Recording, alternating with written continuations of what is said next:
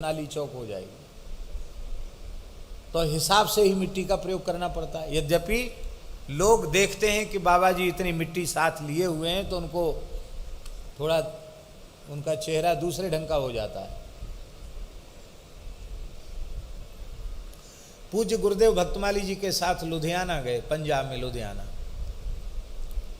अब महाराज जी बहुत प्रयोग करते थे मिट्टी का। एक बड़ा पैकेट भर के मिट्टी चलती थी, खत्म हो जाए तो दूसरी मिट्टी। उसमें भी बड़ी महाराज जी के भीतर बड़ा विचार था। वृंदावन में तो वृंदावन की मिट्टी का प्रयोग करते, ब्रज के बाहर जाएं तो ब्रज की मिट्टी नहीं ले जाते शुद्धि के लिए। ब्रज की मिट्टी क्यों ले?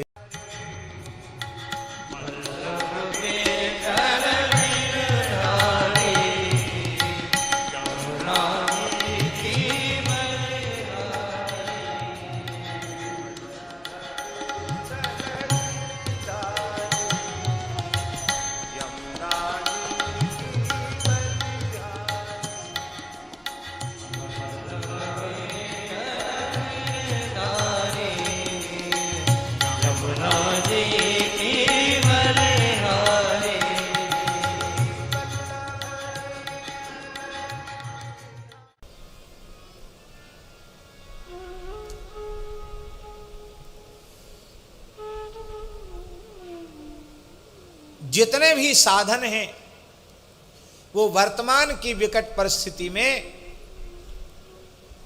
सविधि उनका अनुष्ठान संभव नहीं है। कहीं न कहीं त्रुटि हो जाएगी, होती ही है। हम एक उदाहरण देते हैं। सबसे पहले शौचाचार है। हमने गुरुजनों से जितना सुना है या पुराण आदि में पढ़ा है, उसका हम स्वयं अपना प्रमाद कहें या देश काल की परिस्थिति कहें, उतना उस रूप में हम उसका पालन नहीं कर पाते हैं।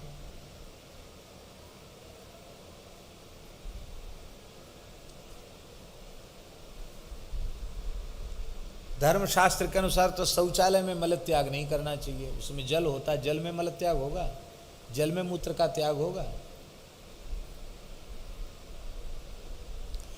परिस्थिति ऐसी है, वहीं शौचालय है, वहीं स्नान है। पवित्रता कहां से आई? यहां तो आप चलो व्यवस्था बना लो, बाहर जाओगे तो क्या करोगे? हम साथ मिट्टी रखते हैं, मिट्टी से शुद्धि करते हैं, लेकिन जितनी मिट्टी से शुद्धि का विधान है उतनी मिट्टी का प्रयोग करने लग जाएं तो जिसके घर में रुकेंगे उसके सब मकान तोड़ना पड़ेगा। क्यों? सब उसकी जो भीतर अंडरग्राउंड फिटिंग है सब नल वल चौक हो जाएंगे, सब नाली चौक हो जाएगी।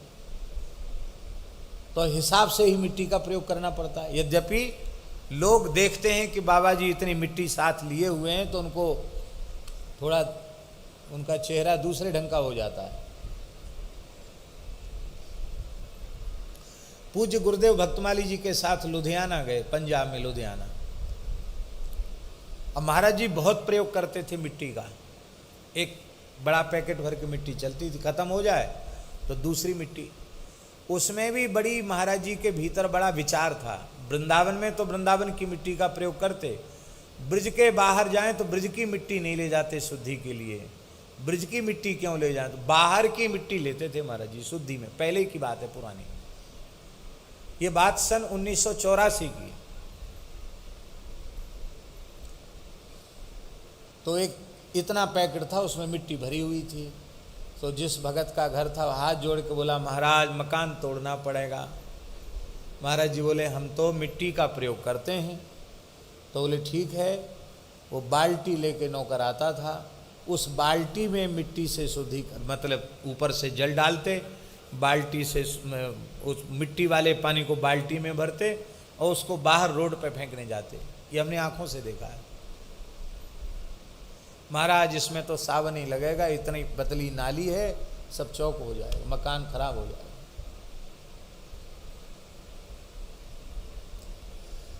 शुद्ध अन्न नहीं है,